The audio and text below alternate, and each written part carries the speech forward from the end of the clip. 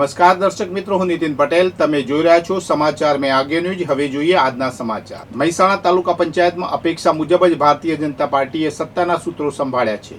નવા પ્રમુખ તરીકે ભાવેશ પટેલની વરણી કરવામાં આવી છે. તેમની સાથે ઉપપ્રમુખ અને સ્ટેન્ડિંગ કમિટીના ચેરમેનના નામોની પણ જાહેરાત થતા વહીવટી પ્રક્રિયા તેજ બની છે.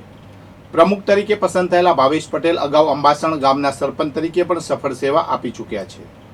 તેમની સ્વચ્છ છબી અને અનુભવનો લાભ હવે સમગ્ર તાલુકાને મળશે. આજે નામોની જાહેરાત થતાની સાથે તમામ હોદ્દેદારોએ વિધિવત રીતે પોતાનો ચાર્જ સંભાળી લીધો છે. નવા હોદ્દેદારોની નિમણૂકને વધારવા માટે મોટી સંખ્યામાં પક્ષના કાર્યકરો અને સમર્થકો ઉમટી પડ્યા હતા. સ્થાનિક સ્વરાજ્યની સંસ્થાઓમાં સત્તાના સમીકરણો સ્પષ્ટ થતા હવે વિકાસ કાર્યોને વેગ મળવાની આશા જાગી છે.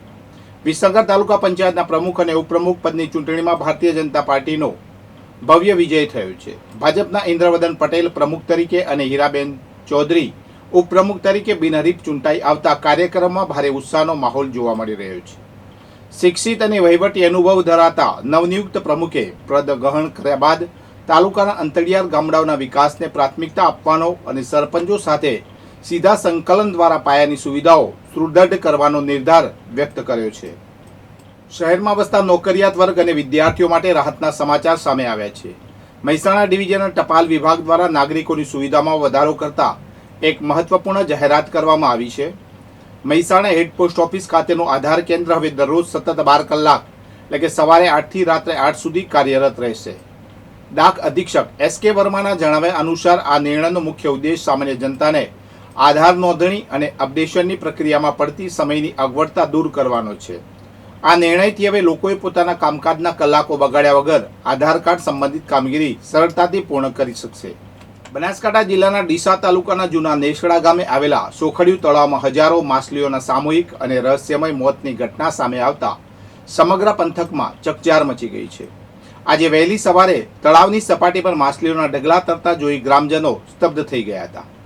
નર્મદાના નીરથી ભરાતા આ તળાવમાં એકાએક સર્જાયેલી આ હોનારત પાછળ કેમિકલયુક્ત પાણી, ઓક્સિજનની ઘટ કે ઝેરી તત્વો જવાબદાર હોવાની આશંકા સેવાઈ રહી છે. કિનારે ખડકાયેલા મૃત માછલાઓના ઢગલા અને તેમાંથી ઉઠતી તીવ્ર દુર્ગંધને કારણે ગામમાં રોગચાળો ફેલાવાની ભીતિ વચ્ચે સ્થાનિકોમાં રોષ જોવા મળી રહ્યો છે. વહીવટી તંત્ર તાત્કાલિક ધોરણે પાણીના નમૂના લઈ તપાસ કરે તેવી ઉગ્ર માંગ ઉઠી છે. પાટણ જિલ્લાના ચાણસ્મા તાલુકાના મંડલોપ ગામ નજીક એક અત્યંત હૃદયદ્રાવક ઘટના સામે આવી છે. હાઈવે માર્ગ પર આવેલી સીમમાં ચારો ચરવા ગયેલા પશુઓને ખોરાકી ઝેરની ગંભીર અસર થતા 8 પશુઓના ટપોટપ મોત નીપજ્યા છે. આ દુર્ઘટનામાં પશુપાલકે પોતાની કિંમતી ભેંસો ગુમાવતા પરિવાર પર આપ તૂટી પડ્યું છે અને સમગ્ર પંથકમાં એરેરાટી વ્યાપી ગઈ છે. એક સાથે 8 પશુઓના અકાળે મોત થવાને કારણે પશુપાલક પરિવાર પાયમાલ થઈ ગયો છે. પશુપાલકના જણાવ્યા અનુસાર આ દુર્ઘટનામાં તેમણે 6 લાખથી વધુનું આર્થિક નુકસાન વેઠવાનો વારો આવ્યો છે. જીવન નિર્વાહના મુખ્ય સાધન સમાન પશુઓ ગુમાવતા પીડિત પરિવારે સરકાર સમક્ષ વહેલી તકે યોગ્ય વળતર અને આર્થિક સહાય ચૂકવવાની માંગ કરી છે. મહેસાણા શહેરના ઐતિહાસિક અને વ્યસ્ત એવા તોરણવાડી બજાર વિસ્તારમાં ચાલી રહેલા રૂપિયા 4.38 કરોડના હેરિટેજ સ્ટ્રીટ પ્રોજેક્ટની કામગીરી હવે વેગ પકડી રહી છે. નગરપાલિકા દ્વારા હાથ ધરવામાં આવેલા આ પ્રોજેક્ટમાં ફાઉન્ડેશનનું મહત્વનું કામ પૂર્ણતાને આરે છે. જે બાદ મધ્ય ભાગમાં વિકાસના મુખ્ય કામો શરૂ કરવામાં આવશે. પ્રોજેક્ટ હેઠળ 2 પ્લાઝા બનાવવામાં આવી રહ્યા છે, જેમાંથી પુસ્તકાલયથી બસ સ્ટોપ તરફનું ફાઉન્ડેશન પૂર્ણ થઈ ચૂક્યું છે. નવા ખાડાનું ખોદકામ હવે સામેની બાજુએ પણ 3-3 મીટરના અંતરે 9 જેટલા ખાડા ખોદવાની કામગીરી શરૂ કરી દેવામાં આવી છે. રવિવારે ટ્રાફિક ઓછો હોવાથી જેસીબી દ્વારા દિવસ દરમિયાન કામ કરાયું હતું.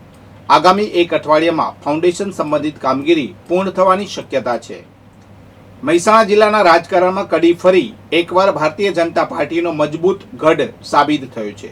કડી તાલુકા પંચાયત અને નગરપાલિકાની ચૂંટણીમાં ભાજપે કોંગ્રેસને કારમી પરાજય આપી સત્તાના સૂત્રો પોતાના હસ્તક રાખ્યા છે. સોમવારે યોજાયેલી હાઈ વોલ્ટેજ ચૂંટણી પ્રક્રિયામાં ભાજપના ઉમેદવારોએ જંગી બહુમતી સાથે વિજય મેળવ્યો હતો, જ્યારે સંખ્યાબળના અભાવે કોંગ્રેસના સુપડા સાફ થઈ ગયા હતા.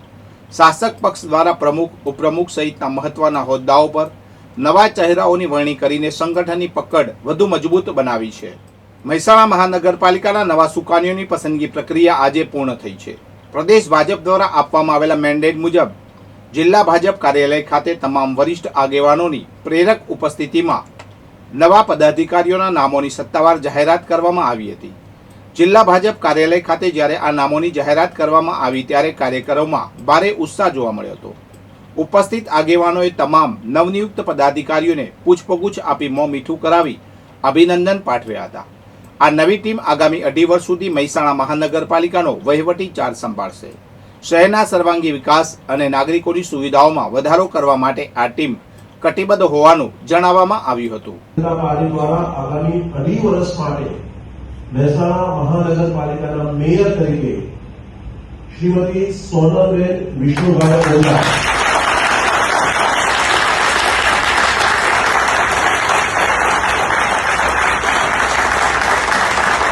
ડેપ્યુટી મેયર તરીકે શ્રી રમેશજી ચંદુજી રાજપૂત,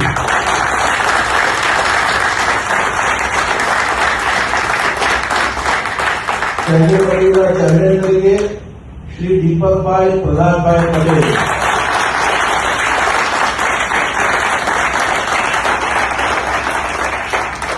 પક્ષના નેતા તરીકે શ્રી વિશાલસિંહ નરેન્દ્રજી ઠાકોર,